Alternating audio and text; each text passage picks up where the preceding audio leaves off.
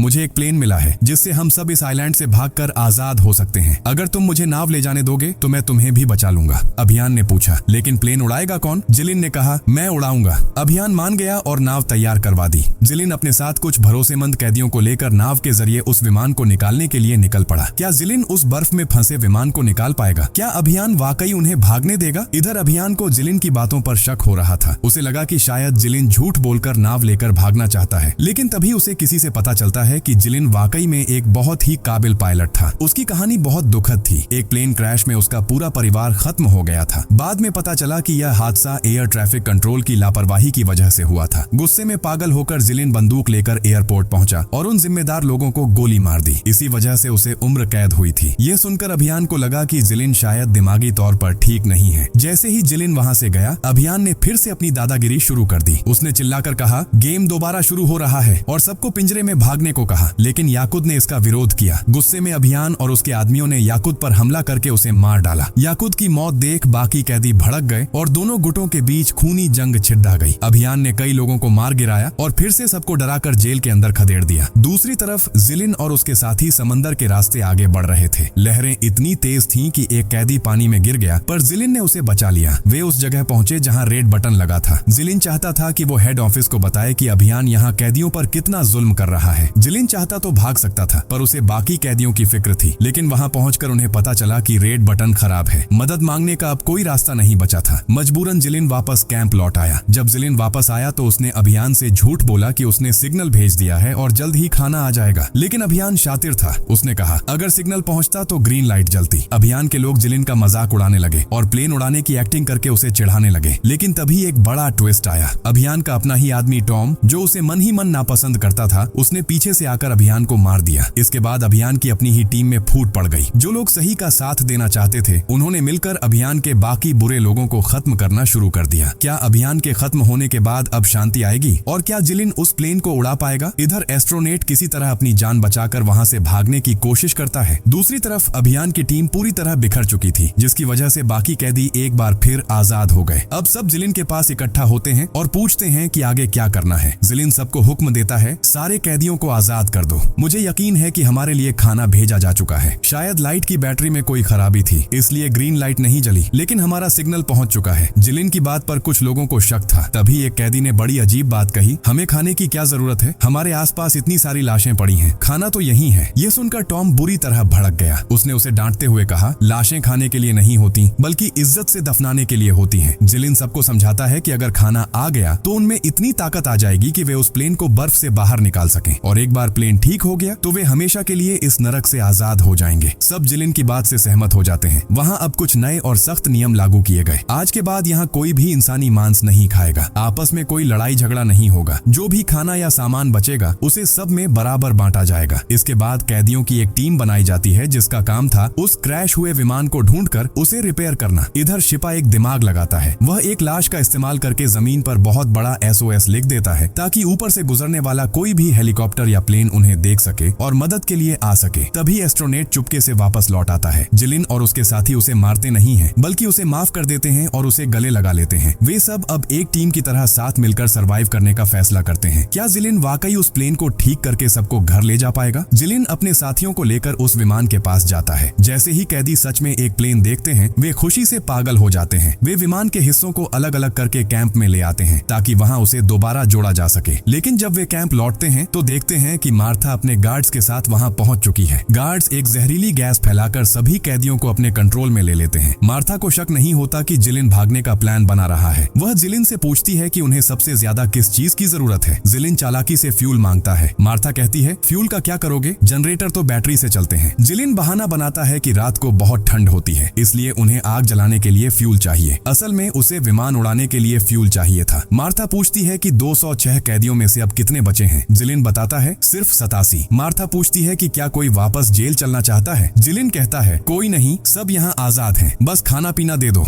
Martha जिलिन को अपनी आखिरी ख्वाहिश लिखने को कहती है। वह एक कागज पर कुछ लिखता है और मार्था सामान भिजवाने का वादा करके चली जाती है। मार्था वादा निभाती है और फ्यूल के साथ ढेर सारा खाना भेज देती है। जिलिन और उसकी टीम रात दिन मेहनत करके विमान को रिपेयर कर लेते हैं। इंजन स्टार्ट हो जाता है और सबकी आंखों में आजादी की चमक आ जाती है। तभी मार्था के लोग दोबारा आते हैं और वहाँ बहुत सारे अमेरिकन कैदियों को छोड़ देते हैं। ये कैदी बहुत खतरनाक लग रहे थे। जिलिन दोस्ती के लिए हाथ बढ़ाता है, लेकिन उनका लीडर डेविड तुरंत हमला कर देता है। दोनों ग्रुप्स के बीच भयानक जंग शुरू हो जाती है। अमेरिकन कैदियों की तादाद ज्यादा थी, इसलिए जिलिन की टीम कमजोर पड़ने लगती है। इसी बीच शिपा जिलिन को बचाकर दूर ले जाता है। एक अमेरिकन कैदी उनका पीछा करता है, लेकिन वह टॉम के बनाए उस पुराने ट्रैप में फंसकर मारा जाता है। लड़ाई के दौरान जिलिन का साथी मरिया किसी तरह डेविड को मार देता है, लेकिन पूरे बेस में आग लग जाती है। मार्था यह सब देख रही थी। जब हालात बेकाबू हुए तो उसने गार्ड्स को ऑर्डर दिया, सबको शूट कर दो। गार्ड्स अंधाधुंध फायरिंग शुरू कर देते हैं और लगभग सारे कैदी मारे जाते हैं। इस तबाही के बीच जिलिन और उसके कुछ साथी बच निकलते हैं। जब गार्ड्स फायरिंग में बिजी थे, जिलिन मौका पाकर विमान को समंदर किनारे ले आता है, लेकिन यहाँ शिपा सबको अलविदा कह देता है। वह पहाड़ की चोटी पर जाता है और अपनी बरसों पुरानी इच्छा पूरी करने के लिए समंदर में छलांग लगा देता है। अपनी जान खुद खत्म कर लेता है। जिलिन जैसे ही प्लेन स्टार्ट करता है, गार्ड्स की नजर उन पर पड़ती है और वे गोलियां चलाने लगते हैं। जिलिन सबको बचाने की कोशिश करता है, लेकिन बदकिस्मती से उसके सारे साथी गोलियों का शिकार हो जाते हैं। सिर्फ जिलिन, जो आगे की सीट पर था, वह बच जाता है। जिलिन अकेला उस विमान को लेकर उड़ान भरता है और उस खौफनाक आइलैंड को पीछे छोड़कर एक अनजान मंजिल की ओर निकल पड़ता है। वह उस नरक से जिंदा बचने वाला एकमात्र इंसान था और इसके साथ यह कहानी यहीं खत्म होती है।